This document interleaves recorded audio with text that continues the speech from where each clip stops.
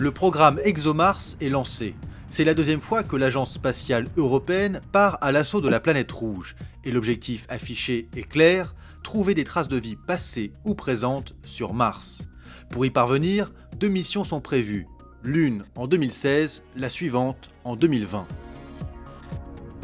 Le premier vol embarque un satellite, le Trace Gas Orbiter, raccourci en TGO, et un atterrisseur baptisé Schiaparelli. Après 7 mois de voyage, en octobre 2016, le duo doit se séparer à l'approche de Mars. Le Trace Gas Orbiter aura alors 2 fonctions. D'abord, comme son nom l'indique, il étudiera les gaz de l'atmosphère martienne.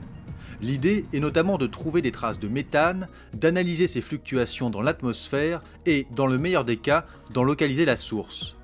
Sachant que le méthane peut avoir des origines biologiques, sa présence peut éventuellement induire l'existence d'une vie passée ou présente sur la planète.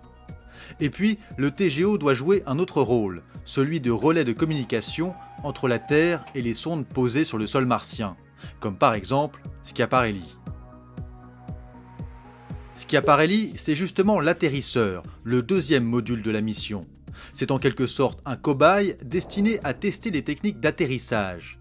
Il devra résister à des températures de frottement de 1800 degrés et réduire sa vitesse de 21 000 à 10 km/h grâce à son parachute géant et ses rétrofusées. Privé de panneaux solaires, sa vie sur place sera d'une poignée de jours, juste le temps de prendre quelques mesures et surtout de confirmer la capacité de l'agence européenne à poser un engin sur Mars.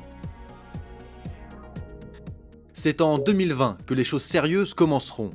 Cette fois, c'est un rover de 300 kg qui va se poser sur le sol martien. L'engin à 6 roues embarquera une dizaine d'instruments, le plus important étant une foreuse qui peut creuser jusqu'à 2 mètres de profondeur, du jamais vu sur Mars. Dans ce sous-sol, protégé des rayonnements et de l'oxydation, l'objectif est de trouver des traces laissées dans la roche par des molécules organiques, ou mieux encore, des organismes vivants. L'ambition du programme est donc grande et les moyens aussi. ExoMars a d'ores et déjà coûté plus d'1,3 milliard d'euros à l'Europe. Reste à espérer que la mission apporte des informations nouvelles sur la planète rouge.